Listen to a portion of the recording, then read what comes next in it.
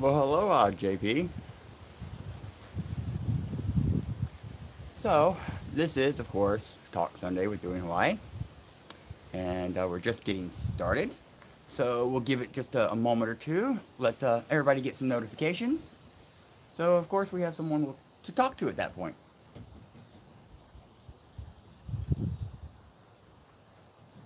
There we go. Okay. Hello, Denise. Aloha. Aloha, everybody else. Aloha, Peter. Good evening. Lila. Aloha. Good to see you again. Well, your text, anyways.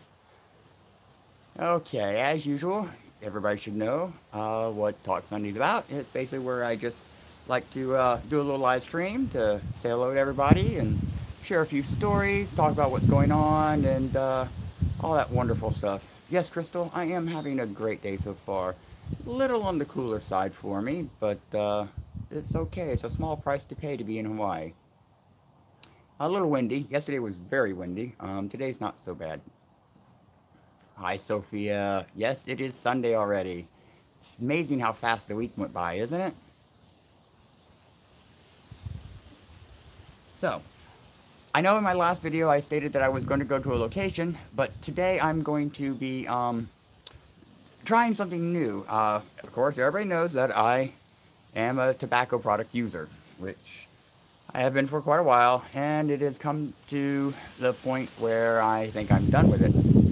And however, beating that addiction is very, very difficult. And I'm sure there are some people out there that know exactly what I'm talking about. So if you are a non-smoker, I strongly suggest you stay that way because you may think you can control it, but you can't.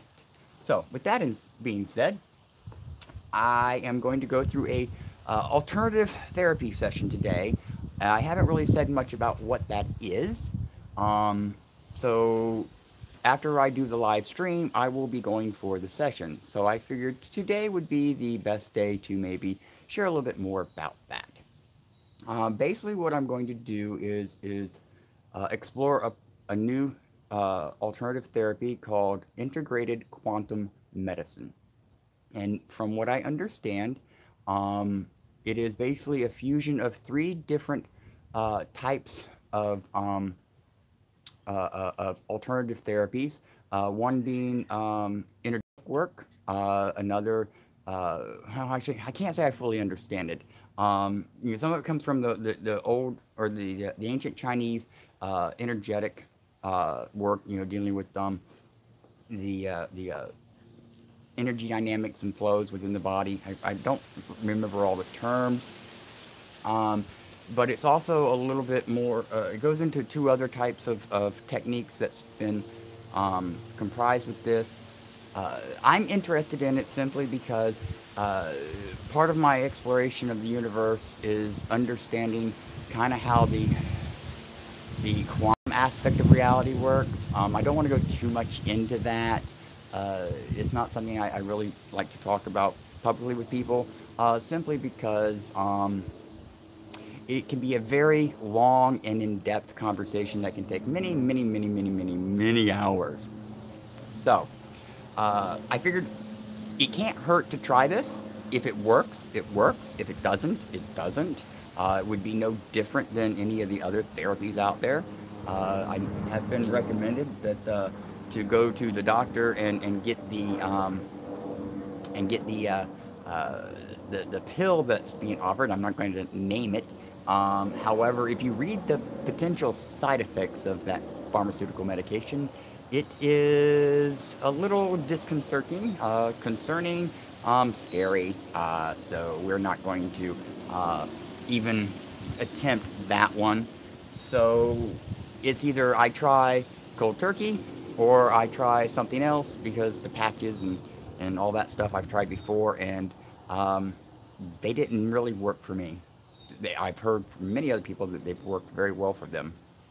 But I've tried them, like I said, and it just don't work for me. So that's basically what I'm going to be doing today. And once I learn more about it and the process, I will be sharing that with y'all. So that way, if it could potentially help someone else, then we pass the information along. So, okay, let's see, what else? Oh, well, last week we talked about quite a few things. Um, let's talk about the final edition of the Hawaii Kilauea Volcano and Leilani Estates update report. Yes, earlier this week I released the final edition of that particular report style. And the reason is simply because there is no significant activity occurring on Kilauea right now. There is no active lava on the surface. Uh, there is no major inflation or deflation occurring. I mean, there is some inflation in the Middle East Drift Zone, and there has been some inflation deflation at the summit, but it's been very minor at this point. And so what I decided to do is we're going to end that particular series. However, it is going to be replaced with a something similar on the same lines. We're going to do hopefully something that'll be called on the, or be titled on the lines of the Hawaii Volcano Watch. And the idea behind that is we're going to keep an eye on both the Kilauea and Mauna Loa, and because they're, they do tend to grumble, from time to time. So we want to keep an eye on that and keep everybody informed on any current activity and things as well. I'm also probably going to touch base on Loiki a little bit, even though there's really not a lot of information available there, and there's of course no photos or anything like that because it's under the ocean at this point. It hasn't broke the surface. And in that same report, I want to also try to cover some local news stuff, some feel-good stuff, but of course with the good does come the bad, so there's going to be, I'm sure stories in there that aren't going to be, the most cat-friendly type of video, if you want to say. There was a comment I just saw asking about the Look at That There's. Yes, Look at That There is going to continue, and we are going to continue with the evolution of the Kilauea eruption in Leilani Estates. This is kind of one of the other reasons why I decided to go ahead and do the final edition of the news update, is because a lot of the information that we're going to be covering and Look at That There will probably answer a lot of questions that would come from the update itself. So yes, Look at That There is going to continue with number 9. I know I promised last Sunday that it would be out by Friday, and of course this is the Sunday after, and Look at That There number 9 isn't available yet. I haven't had a lot of time to work on it. These World, showing up and moving to Hawaii finally. There's been, some domestic things having to take care of, and of course we had the parade, and of course I needed some time off for R&R, and so there's just been a lot going on, and I really haven't had time to make any videos or do any research or anything. And it's been refreshing to have the change. But I'm really missing, doing the content for y'all and really interacting with y'all on, multiple times during the week. So that will be gearing back up, and we will be getting back to that. So hopefully episode number 9 of Look at That There series will be available sometime by next Sunday. I'll say that. My goal is to get it out maybe by Tuesday, Wednesday at the latest. But I'm going to give myself a week because who knows what's going to happen between now and then. So that's that. Let's see. What other updates? Lila, unfortunately, Dee is up in her room. Maybe if y'all, I don't know if she's watching or not. She might be. If she is, hey Dee, come on down and say hello to everybody, if you want to. What other updates do we got going on here? Okay, let's talk about the checkpoint at Leilani for a few minutes. The checkpoint was removed, and a volunteer group of residents actually got together and painted some great signs to put out there to help all of our visitors get the information that they needed, and help direct them to where the really good stuff, which is the Isaac Hale Poiki boat ramp area. I haven't been out there personally myself, but for those that are following Dee's World and Pahoa Hawaii Tours, they took y'all out there. I think the first day it was open. I unfortunately didn't get to go, which was okay with me. But I am going to be going out there. I want to see it myself. That beach is just magnificent. You know, Pele gave us a very wonderful, wonderful present, you know, in midst of all the destruction, which to me is part of the beauty of the natural world. We end up with this swath of destruction and devastation, but in the end, a lot of beauty, you know, and new things that never existed come out of it. So it just goes to show in everything bad, there is some good. Uh, Now, I'm sure there's a lot of people out there that may not feel that way, and especially those that lost their homes, which of course we still support and have our greatest sympathies. I know I would be devastated if that had happened to me, and I don't know if I would be able to find the beauty in it. I can only hope that at some point they will, you know, find that and come to terms and be able to move forward and again find the peace and the happiness in their life that they were, you know, seeking here in Leilani Estates. And oh my goodness, speaking of Dee's World, guess who just decided to join us? Hello, everybody. Everybody say hello to Dee from Dee's World.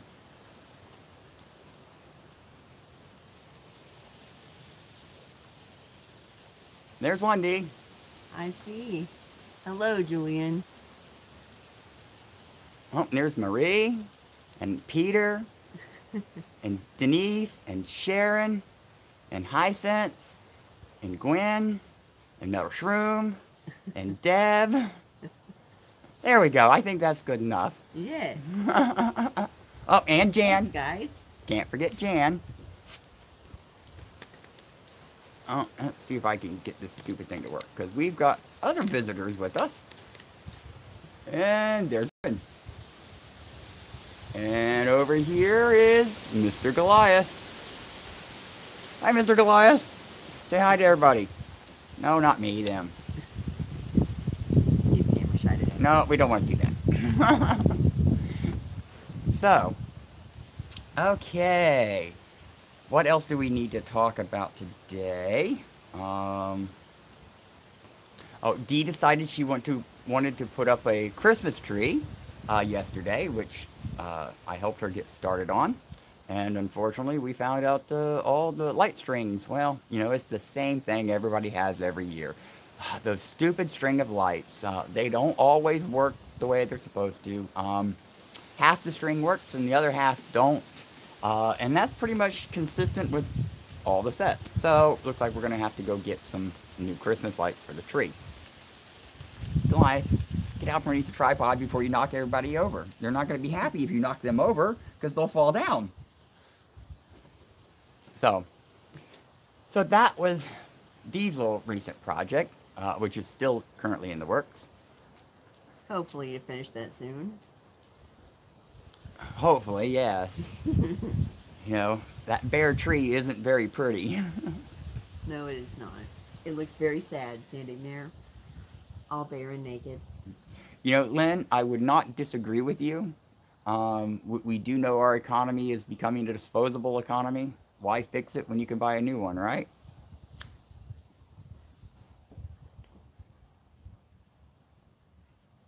You're not... I'm just looking over the comments here.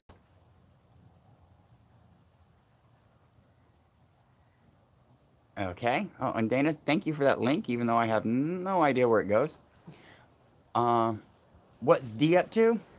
What, about 5'4" maybe? 5'6", dude. 5'6". She's actually been spending some time up in her room. We got her a desktop PC so she could have easier access to her YouTube stuff and Facebook and all that wonderful stuff. However, it seems like every time I go up there and peek in her door, she's playing a game. Yes, I am. I am hooked on hidden object games. Yeah, so that's what she's been doing. And Oh, let's see. Actually, there's a little story I wanted to share with y'all. Last Sunday, we talked about the uh, the chicken and the egg. Oh, Hisense, wow, thank you for, for a new book of jokes. Yeah, I think I kind of need a new book for jokes. Yeah, I do like the cheesy, corny jokes. I really do, uh, because they're so well time tested. But anyway, so back to what I was saying. Um, yeah, so last week I shared the chicken and the egg, basically, or was it the egg and then the chicken story, and and I also shared a story about a cat that we had when I was young that didn't seem to like me. However, my life has been filled with encounters with different animals of various degrees, and one animal in particular, that I still tend to have a little bit of resentment against, if we can call it that, is spiders. And yes, I don't like spiders. Nope, no. Oh, Dee knows exactly which story I'm going for. I don't like spiders at all. I mean, I know they're great. They help keep the insect population down, and they're amazing. Architects with their webs, and I'm fascinated with what they can do with web work wise. And but those 8 legs and multiple eyes, uh, they just say I want to eat you. So I don't particularly like them. But here's the story. When I was a kid, let me think back. I was about 7, 8 years old, I think it was, and I'm a very sound sleeper most of the time, and especially as a child. You know, lightning could literally strike the house and not wake me up, and it has, and it didn't. Um, but basically, the story with Spider is I was sound asleep one night, and I don't even know what time it was, but it was 2 or 3, 4 o'clock in the morning. It was dark, and I think the moon was out, or there was some little bit of ambient light coming from somewhere, so you could see general shapes and things in the room, and out of a dead sleep, I woke up, and I was on my back, and I opened my eyes, staring straight up the ceiling, and there on the ceiling, right above my face, was a huge spider. I think it was a brown recluse, if I remember correctly. But it was huge. It was the size of a saucer plate. At least 6 or 7 inches, in diameter, from leg to leg. And I saw that, and I rolled over out of bed, and at the exact same moment I rolled off of my pillow, that spider dropped off the roof and onto my pillow right where my head was. I still to this day believe if I had not woke up, it would have landed on my face. And that is my problem with spiders. So I hope y'all enjoyed that little terrifying tale of my encounter with the giant spider. And what made that story even worse is previous to that, by a few years, my mother and father took me to see a movie, and it was a scary movie, and it was Attack of the Giant Spiders, and it was an older movie, and the spiders were coming out of this big old cave in the back of someone's farmyard, and they were going in the house, and coming through the windows, and there was this one scene where a person was in the shower, and the shower had one of those long thin windows at the top of the wall, and the spider was coming in through that window with its little legs trying to grab the person and everything, and it, of course, that terrified me as a kid. And the sad thing, but the funny thing is, our bathroom looked almost exactly like the one in the movie at the time. So you add that to the spider almost landing on my face, and yeah, now we don't like spiders. So, but I know there are a lot of people that don't like spiders. However, D kills them for me. So Yes, I cannot count how many spiders I have killed over 20 something years for him. Many, many. Wendy Lou. No, believe it or not, here in Hawaii, I very rarely see a spider in the house, and it's just a little tiny one. So um, I'm okay here. Tina says, "D, you're her official hero." Yeah, she's the spider killer. Yeah, spiders do not bother me. It's frogs. Frogs, really? My, oh my gosh, frogs. I have hurt myself getting away from frogs. I don't know what it is. Spiders don't bother me. I'm okay with snakes, but something about frogs, I do not know what it is. By the way, Sophia, you're absolutely welcome. My nightmares are yours. Yeah, frogs, wow. See, I love frogs. I love a lot of reptiles too, but I don't really care for snakes. I do love iguanas, especially the rainbow iguanas. Oh my god, they're so gorgeous. And I used to have an iguana actually. His name was Iggy, and unfortunately, he was old when I got him and suffered some medical complications, and unfortunately, he passed away. But such is the story of life in general, isn't it? What color are what, David? The iguanas? I mean, iguanas actually come in a variety of colors. You have your green iguana that can have the multicolored spike frill going down their back. And of course, you have the gray black iguanas of the Galapagos, which are actually sea dwelling iguanas. They actually swim. And so, yeah. So they do come in a variety of styles, if you want to say that. Frogs, here in Hawaii, we have, of course, the koki everybody knows about. We also have the cane toad, which is a poisonous frog. I think y'all probably know about that one as well. Um, but we have no snakes, other than what's considered the Hawaiian snake, but it's more kind of like a worm, and it lives, mostly in the dirt. You don't really see them very often, unless you pick up a bucket or something and there'll be one under it. However, lately there seems to be one out on the patio every morning for some strange reason. I don't know if it's they're changing their environments because of the eruption. I have seen more critters up at the top of Leilani since the eruption started and has even ended. Their habitat down there was destroyed, so I guess they moved upslope. However, I don't know how well they'll survive up here because upslope is a little bit cooler, in general, not too much than down to where it was or where the eruption occurred. So that's those stories. Yes, geckos in the house. That is my biggest problem, but luckily I don't have it very often. Now, when I was living over in a different neighborhood, oh my goodness, every day I was pulling two or three of them out of the house. And the cool thing about the geckos is they're really, really pretty. I mean, they're nice bright green. They've got these red spots on them. They're just they're almost cuttable. You want to cuddle them a little bit, but of They're course, cute. yeah, they're cute. Now we have another lizard here too. I don't really know what its official name is, but they're called tree gators by a few people that I've talked to, and they actually don't like the geckos. Oh, Wendy Lou, wow, thank you very much. She says 10 for Charles and 10 for Dee if she'll come over here and rid my house of spiders. On my way. Well, I'm not sure where Wendy is, but you might need to go book a plane ticket. But thank you again, Wendy. I really do appreciate that. And another thank you out to Hyacinth as well.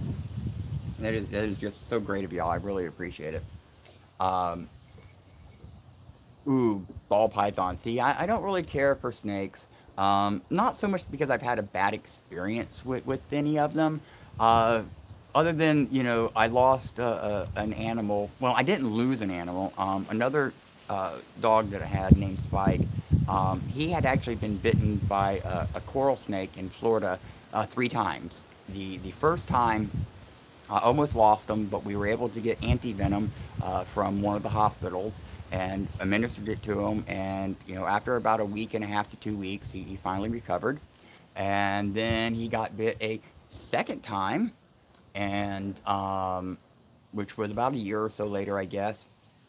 and we took him back to the vet, and we had to actually fight to get anti-venom that time because they didn't want to give it to us, but we managed to get it anyways, and administered it to him, and of course he survived that one. Actually, he recovered very more quickly that time than he did the first time. And then the third time, we weren't absolutely sure if he had gotten bit or not.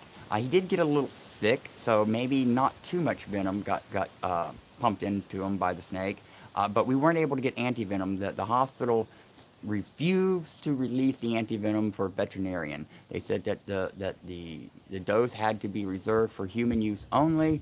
And then we later found out that they were going to quit manufacturing anti-venom for coral snake bites because there wasn't that big of a call for it in the human population. So that was that one. Let's see. So he did survive that third bite. Like I said, we don't know if he got a full bite or what, or perhaps even had a immunity to it due to the two anti-venom injections that he had over time, and of course the previous two bites that were associated with those. So he did continue to live and a very happy and longer life. But then ultimately, age caught up with him, and we had to take care of that. So, sorry for the little sad story there, but yeah, so that's been my basic experience with snakes. So I'm not too bad with them. I don't care for them, don't want them. Luckily here in Hawaii, I don't have to deal with them no more. I love the idea of being able to trample through the rainforest without having to worry about getting bit by a snake. Unlike in Florida, you gotta watch out for rattlesnakes and coral snakes and, just snakes. And of course now Florida's being invaded by, the big, what are they, is it the pythons? Yeah. Or the boa constrictors or whatever down in the Everglades. People are releasing them into the wild because they don't want them no more or can't take care of them or they escape. And they're really becoming a big problem. Yeah, definitely messing up the ecosystem down there. Yeah. Snakes. And so that's one of the reasons why Hawaii actually is very aggressive, very, very aggressive of preventing snakes from coming into Hawaii. Because if a breeding population of really any type of snake was released into the wild in Hawaii, it would devastate the ecology. The birds and frogs and stuff like that would just be wiped out for the most part because they would be the major prey for the snakes. So yes, so we definitely don't want snakes here in Hawaii. However, I think I mentioned in multiple videos ago that there was a boa constrictor. I think it was a boa constrictor, but it was one of the bigger snakes. It was actually found in Kilauea outside someone's home, and of course the authorities confiscated the snake, took it back, and I think they flew it over to Honolulu. That's where they tend to deal with that type of stuff. And so that's the snake story. So what else can we talk about? Well, Sophia, you're right. Sharks are the dangerous one, but if you stay out of the ocean, they're not so bad. Also jellyfish. Jellyfish? Well, yeah, we do have the man of war, right? That Yeah. pops up seasonally. So you gotta watch out for those, the jellyfish. So, let me go through the comments, see if anybody's been asking any questions that I just totally didn't see or was going to answer later. We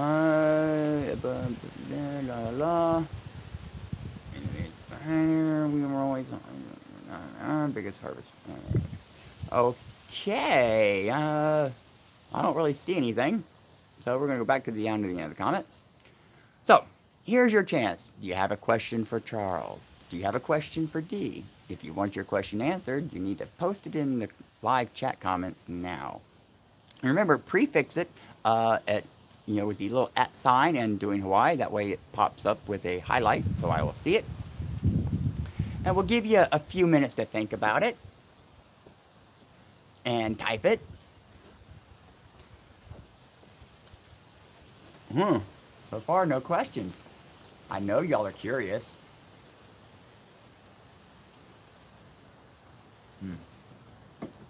We'll just sit here in silence and wait, shall we, Dee? Sure, why not?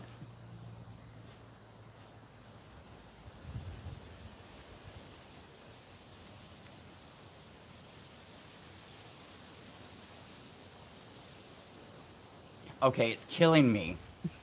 You know I can't remain silent. So, however, see, what other stories do I have? Oh, there's so many to choose from.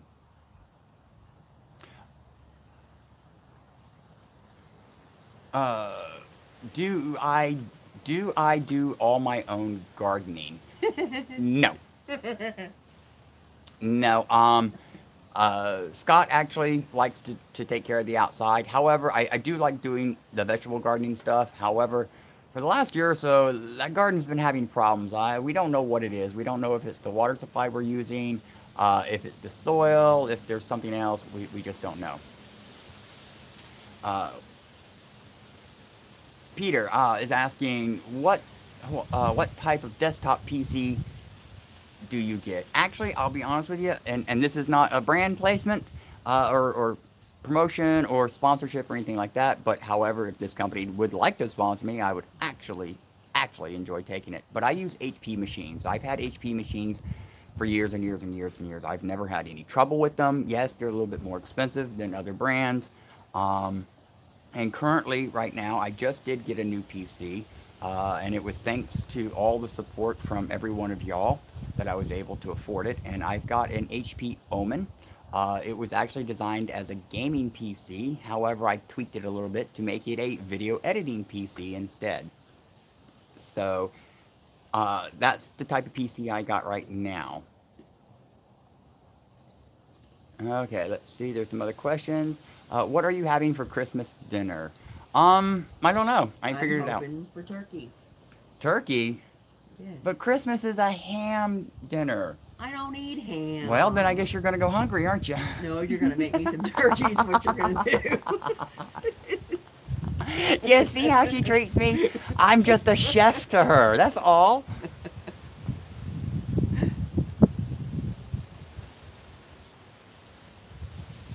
So, apparently we're going to be having turkey, as if I cook it. And actually, I do a pretty good turkey as well. Uh, I have a special little seasoning rub and basting, you know, thing that I like to put on the turkey, and it smells so good while cooking. It's another one of those delicious tortures. What about goose? Is being asked by Helen. I'm not even quite sure how to pronounce that. I'm not sure where to break the words up. But everybody can see it in the chat. What about goose? No, I don't do goose. When it comes to foods that come from the avian species, I pretty much only eat chicken and turkey. Peter's saying, Scott was growing sprouts, not the right type of veggie for Hawaii. You want tropical types. Yeah, but there's nothing wrong with trying. I mean, you never know what may or may not grow unless you try it. So he's been experimenting out there a little bit.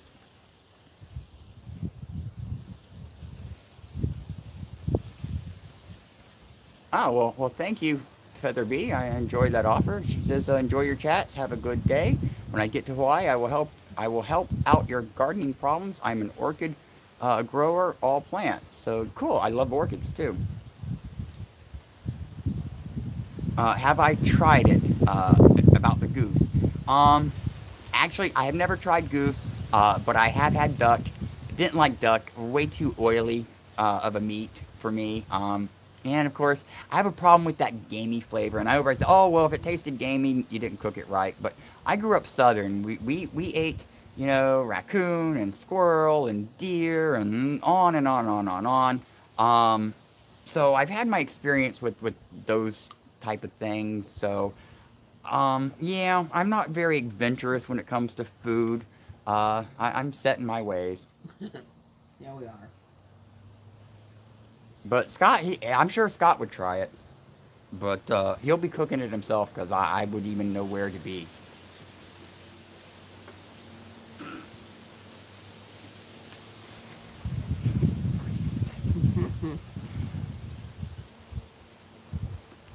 Kira, aloha, you're supposed to be cleaning. Well, then get off YouTube and get back to work. You can always watch the replay.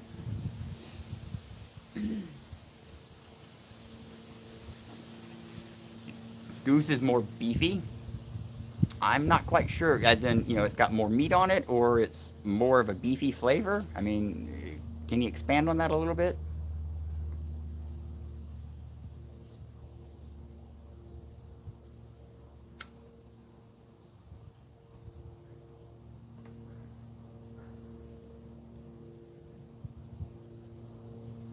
Aloha, Sue. Well, thank you for joining us. I hope you had a great day at work.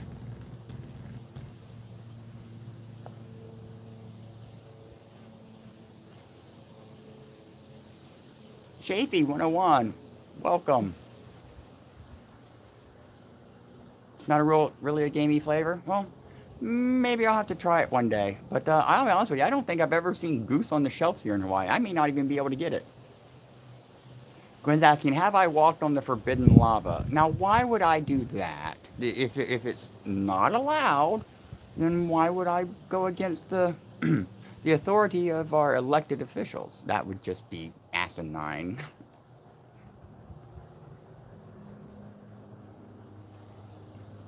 But see, I'll be honest with you, Gwen, as far as I'm concerned, the world belongs to everyone, and I understand property rights and private property and stuff like that, but I really don't see, well, actually, I'm not even going to continue down that line.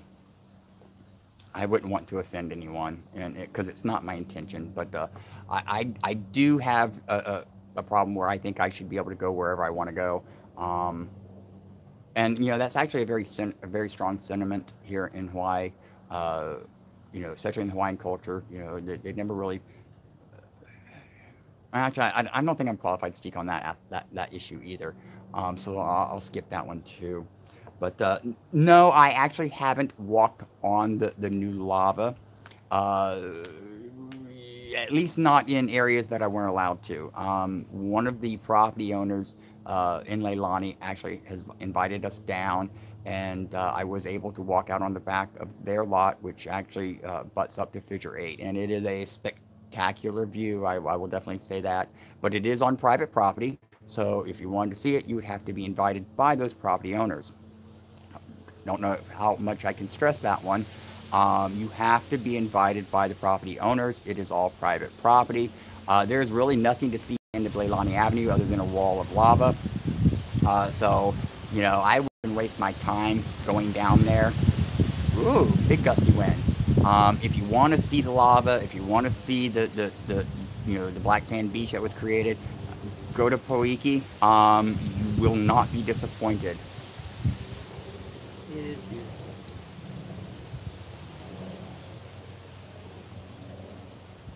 Betty, hello. Well, thank you for your support. I appreciate that. She says hi to the two of you. Follow you all the time. Thank you.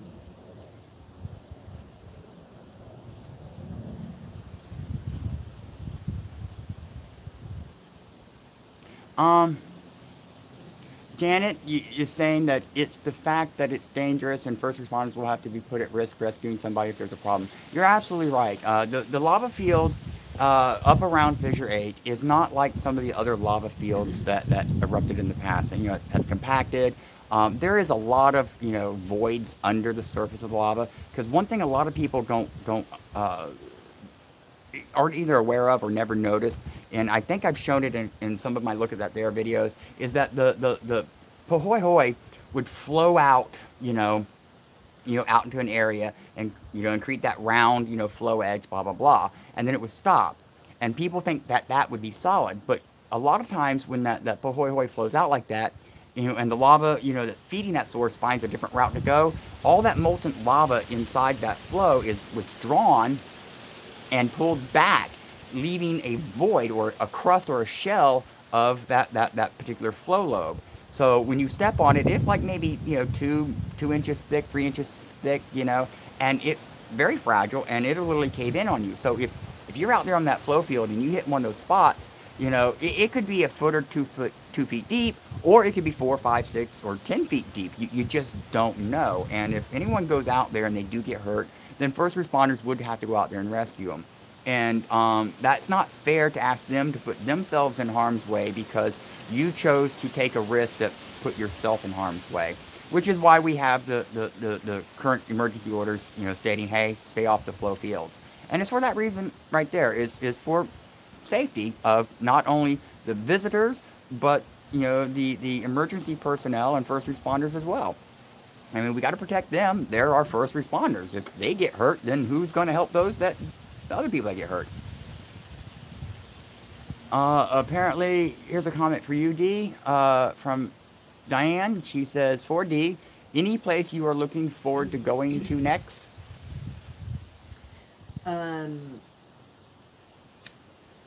I don't know. It's hard to say somewhere specific because there's so many places that I do love going to. Now, I am really looking forward to going to Hapuna Beach over on the Kona side. I absolutely love that beach. It is gorgeous. So yes, I am looking forward to getting over there. I'm sure once her car gets here, I'll never see her. That may be true. Maybe true? No. I can see into the future, and you are not there. You are everywhere else but here. That's okay, though. That's the whole idea, man. Dee's world. You got to explore your own world. Sasha says, D, you and me both. And a bunch of little lovey eye smiley faces. Yeah, I'm not real up on the emojis. I know what some of them mean, but they're coming up with so many that I have no idea what they mean. Oh, Janet, yes. Okay, so here's a little story. I almost made it to the top of Mauna Kea a few years ago. And unfortunately, I chickened out like 1,000 feet from the top. I do not know what I was thinking, and I have regretted it so much ever since. So, yes, I am absolutely going to make it to the top of Mauna Kea. So she says. No, I am absolutely going to. Okay. Well, we'll definitely have to film that. Sorry. I forgot you're reading the comments too. I just wanted to give them a little bit of a sky view. We got some clouds moving in today.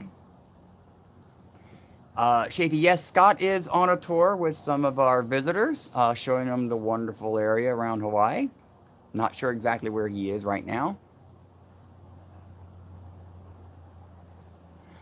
Wendy's wanting to know, when does your car arrive, Dee? Well, the last time I talked to the company, they said Christmas Eve. So, we shall see how that goes. Yes, but what is the story that you've been getting from other people that ship cars here? Yes, everybody says it's going to be longer than they say. So, I am hoping before the end of the year. Really, really hoping for before the end of the year. Yeah, a lot of people's experience here with having a vehicle shipped here is the company says, 3 to 4 weeks, and it tends to be 5 to 6.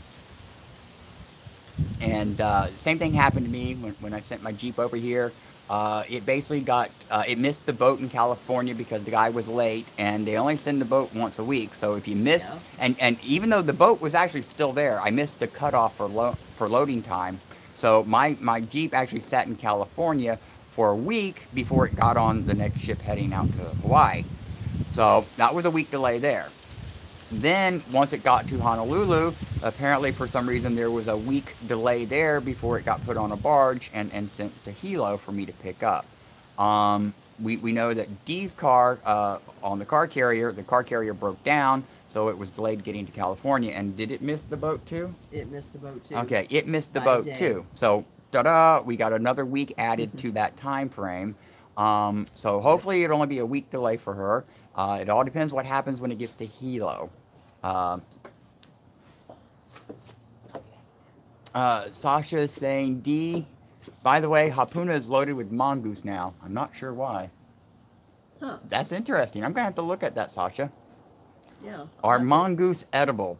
Um, Oh, I don't know. I don't know, Michael. I don't think I would want to eat one, but It's kind of like eating a ferret. it would be like eating a ferret or maybe a prairie dog or a meerkat or something like that. I'm sure you could probably eat it. I couldn't see why they would be, poisonous or anything like that. Whether they taste good or not, I have no idea.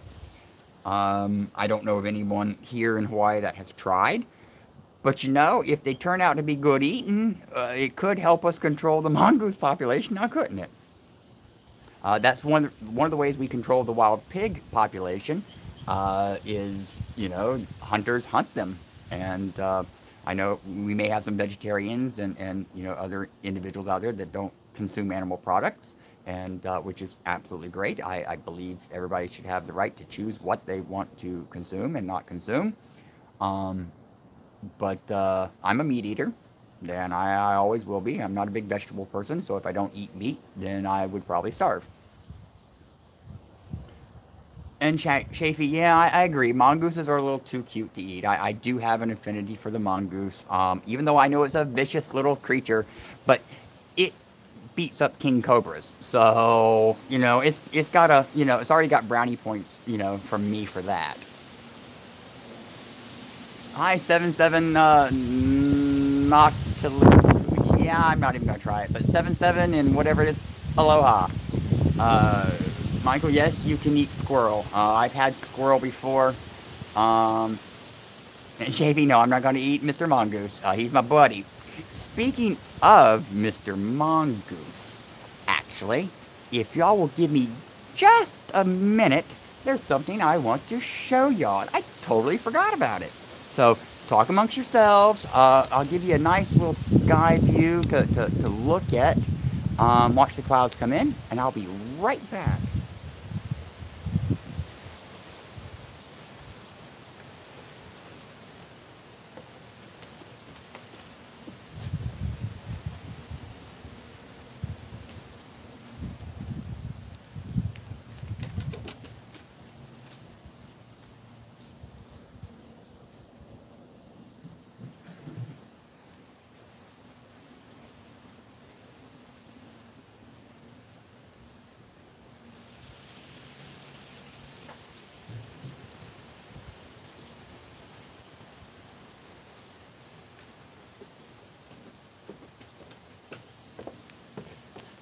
Okay, I am back. That didn't take very long. All right, let me readjust the camera to a good view. Okay.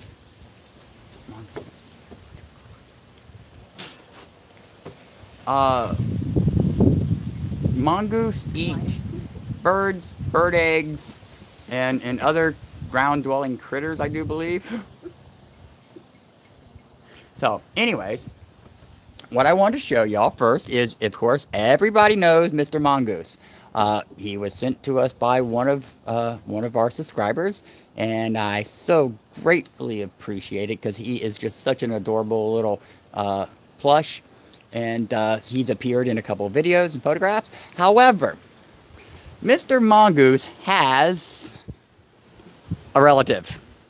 One of our other viewers sent us another Mr. Mongoose. However, I'm not sure if this is Mrs. Mongoose, or Brother Mongoose, or Cousin Mongoose, or Uncle Mongoose, or Auntie Mongoose. I think we're going to let y'all decide who this little guy is. So, I will be putting up a poll, which we're going to give these guys some first names. Last name, of course, is Mongoose. And we do believe this must be a relative. I mean, come on. If you look at them, they're like twins. Oh, maybe Mr. Mongoose has a twin brother he never knew about. We'll see.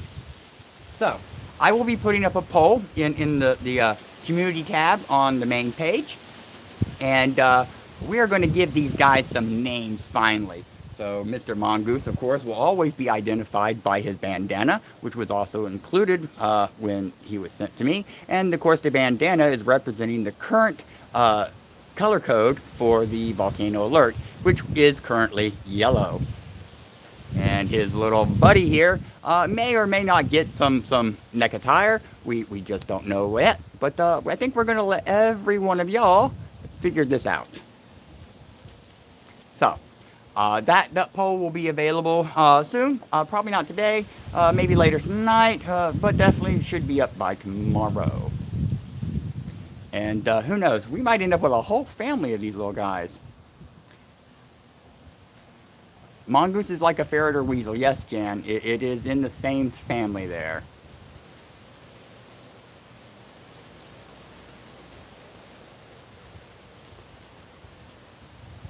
So, well, actually, I just noticed a comment up here. David says, you can eat mongoose in a survival situation, but they function as a vital control species. Wild pigs, on the other hand, are walking pork and very edible. David, you're right. However, the mongoose is an invasive species here in the Hawaiian Islands. They are not native. They were brought in. They were actually brought in to help control the rat population. But the powers that be at the time failed to realize that rats are nocturnal and mongooses are not.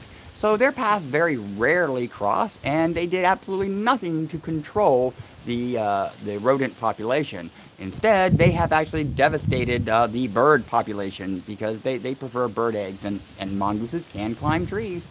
I haven't actually seen one do it, but yeah, they go after the eggs. So yeah, so that's hurting our bird population, unfortunately. So in some other ecologies, they may actually be a control species. Here in Hawaii, they are a invasive species. Sophie, will there be a baby mongoose eventually? I can't speak for Mr. Mongoose. That's his business. Mr. Mongoose does what Mr. Mongoose does. He just likes to pop around every once in a while and give me kind of an update of what's going on. Peter, good night. You have a great evening, and we'll see you again real soon. So, did you give Mr. Mongoose any speech lessons? Mr. Mongoose will learn how to communicate a little bit more properly as time goes along so that everyone may be able to understand his words of wisdom. So that is being worked on.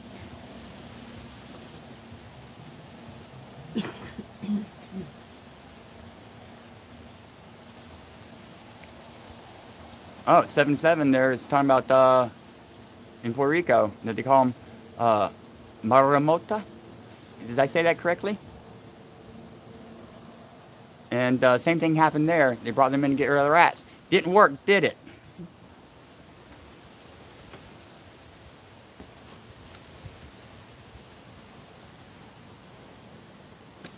Yeah, David, rats pretty much came in with people off ships and things like that. I wouldn't necessarily say it was all Chinese, but I'm sure they come from a little bit. And I guarantee you they're still probably coming in. But as for who did the mongoose thing, I really don't know. And excuse me, maybe I'll have to look that up. But I don't know if they want to be identified or not. Barbara, aloha. How are you doing today? Glad you could join us. Well, I'm from Florida 7-7, so I've been able to pick up a little bit of Spanish. At least I know how to roll my R's. Well, for the most part.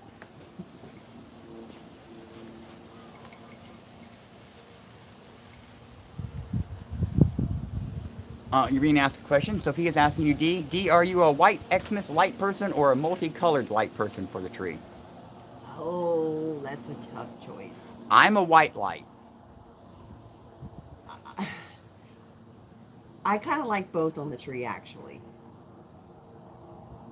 Now, one year I did a tree that was all purple and gold. All the decorations and the lights were purple and gold. I loved that tree. Purple and gold works well together on a tree, really actually. Does. Purple and gold just go together well for some reason. I don't know. It's very royal. Very prestigious. Yes, it is. Yeah, see, I like the white lights, but I do love a little splash of color. I like the white lights because they remind me of some of the pictures I've seen of of, you know, older Christmas trees. Actually, I should say illustrations. I don't think I've actually seen a tree with this, but I do know that way back when, they used to put little candles on the end of the branches of the trees, and of course they would be lit, which is just mind blowing. You know, putting fire on a Christmas tree, because I have seen some of the dried up ones go up like a bomb. I mean, they're very flammable. So I do not support live trees in a house for safety reasons, of course, and I don't think Mr. Mongoose would support it either. But of course, everybody can do what it is they want. Just make sure your insurance premiums are paid. Just in case. See, that I agree with that one. I have multiple lights that I can switch between. Yeah, see, that's what I think you should do. Is put different colored strings up, and then one day you can plug in the white ones, and then one day you can plug in, you know, the green ones, and you kind of change your tree a little bit as the season goes, so it's not so static. Gwen's asking what kind of tree did you get, Dee? Actually, she's using my tree, which is an artificial. It's a 7-foot Douglas fir artificial, which I got many years ago for like 50 bucks. And with all the trimmings, it was a great deal, brand new in the box. And so far, according to the instruction sheet, the tree was manufactured in Mexico. It was then sold in Florida and transported to Hawaii. So even this tree is having a wonderful adventure. And it still looks just as good as it did the day I bought it. And it's actually a very pretty tree. So once we get it all decorated and all that, of course, pictures will be flying everywhere. They'll be on the you know, Facebook group. They'll be, you know, on my channel. I'm sure they'll be on Scott's channel. And I know for absolute certainty they'll be on Dee's channel. Yes, for sure. Because she's the one in charge of this project. Okay.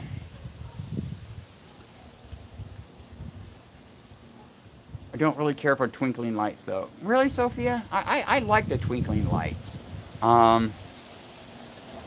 But you need, I think you need a combination. You need some that twinkle and some that stay on. And what I actually like is I like the white lights to be constantly on, but I like the colors to do the twinkling.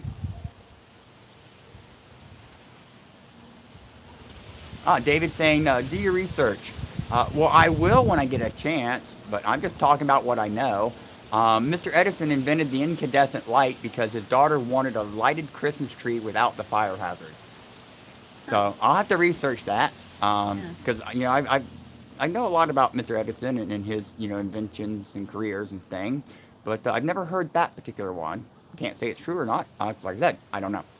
But I'm sure if David is saying that is the case, I'm sure that is the case. Oh, Christmas Vacation fan. Who? Who asked? What? No, you just asked. Yeah. Shafy 101 is asking, who is a Christmas Vacation fan? Okay, I got a story with that. Ooh, story time with me. Okay, so my ex-husband and his family, that is their tradition to watch Christmas Vacation over and over and over again at the holidays. And they start just after Thanksgiving. So we were together 6 years, so I had to deal with that for 6 years. I will never, ever watch Christmas Vacation again. I can't do it. I can't even, like, glimpse at it. It's traumatic for me. So that would be a no. I'm not a fan. And as for me, I'm neither a fan nor, you know, an advocate. It's a good show, but I have a problem with watching the same shows over and over and over. I don't like reruns. I don't like reruns just like I don't like leftovers. So, yeah.